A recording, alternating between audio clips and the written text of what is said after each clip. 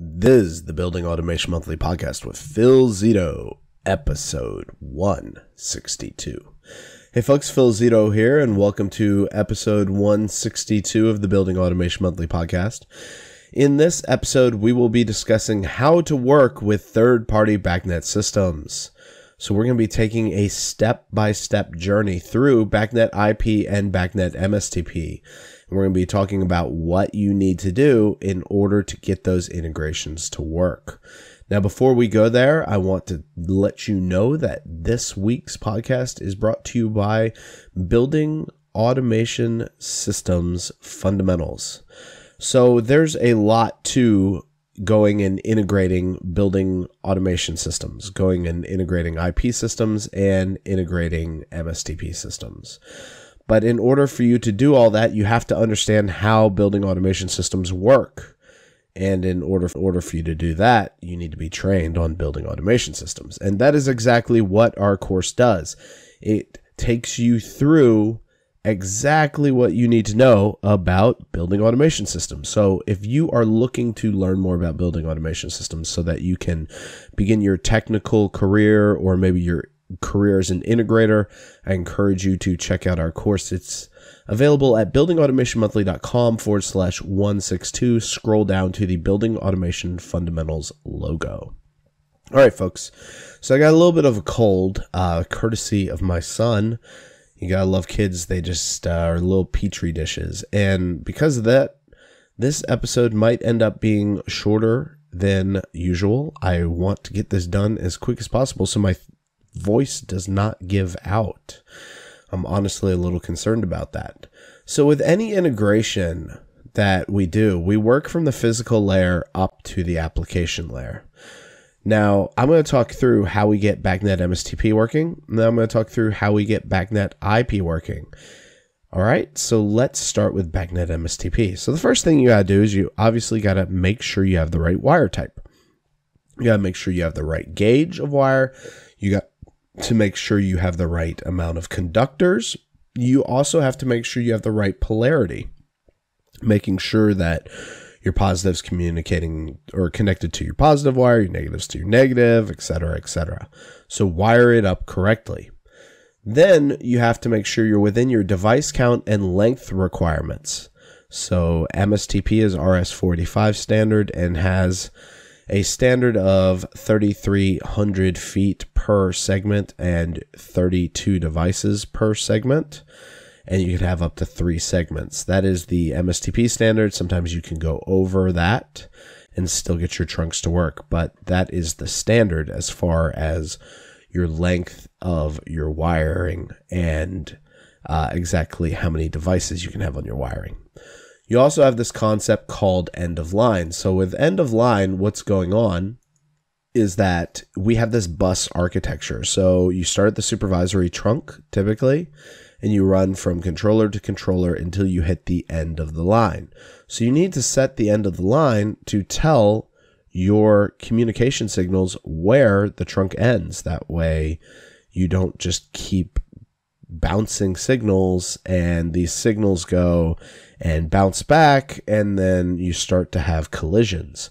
So the end of the line acts as a way of stopping that data flow so that you don't have reflections of data and collisions of data. Now at this point, you've got all your controllers wired up. We haven't addressed them yet, but we do need to make a selection for baud rate or communication speed. So we need to make sure that we have a consistent baud rate across both the supervisory device as well as all field controllers that are on this trunk. From there, we go to the data layer where we start addressing. We set the MAC address for all of our physical controllers. So we make sure we have a unique MAC address, typically between 1 to 128 or 1 to 127, if I remember correctly. Those are our master MAC addresses for BACnet MSTP. Then we get into the actual application setup, and we need to pick a network number for the BACnet MSTP network. And we also need to pick a device ID that is unique for each device on the BACnet MSTP network. And once we've got that done, Then we just need to go research our manufacturer's documents, understand what AVs, BIs, BOs, AOs, etc., what exist for us to map in from the controller. Then we do a BACnet discovery. We map those points in, and voila, we are done with our BACnet MSTP integration. Like I said, this will be a little bit shorter of an episode. Now, when we are talking about that integration right here, we need to check that we have our points list. We need to make sure that we are pulling in the correct points. So when you pull in inputs, there's no priority array in BACnet when you discover a BACnet input, so you can't command that. So you need to make sure that you bring in any variables for set point control.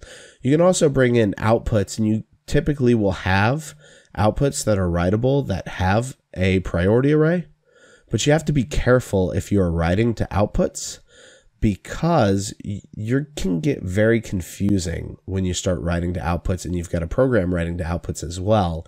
It can cause conflicts, especially with integrated systems where you don't necessarily have visibility to the programming that is actually going on behind the scenes, which is causing these points to change their state. So you ideally want to drive any changes for a system through values, analog values, binary values, multi-state values, and those typically tend to be set points. All right, when you want to understand the BTL listing of any devices that you map in to make sure that they support the services and point types that you're trying to discover.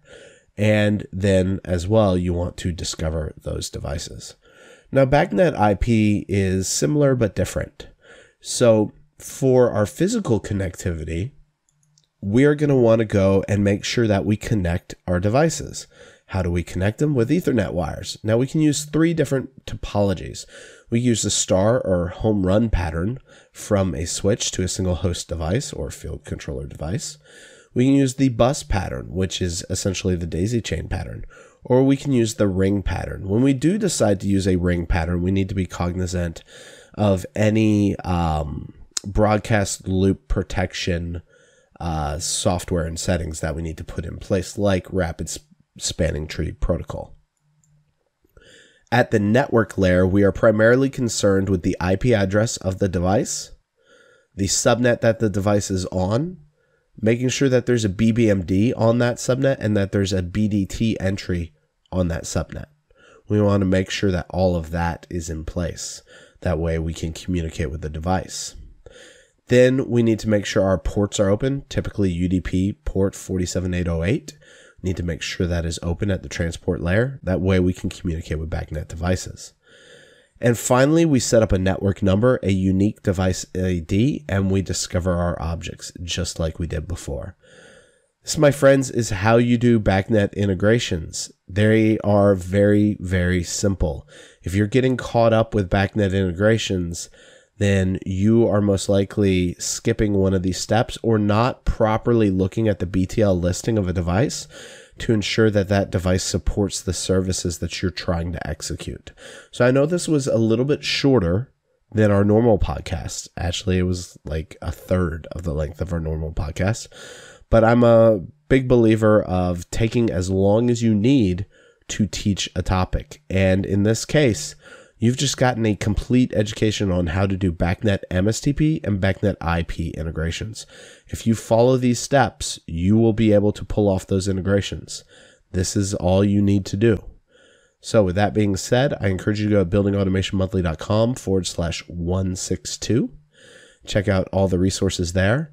Let me know if you'd like us to cover any specific topic going forward. Feel free to reach out to us at support@buildingautomationmonthly.com. And I will talk to you again in next week's podcast episode. Thanks so much. Take care.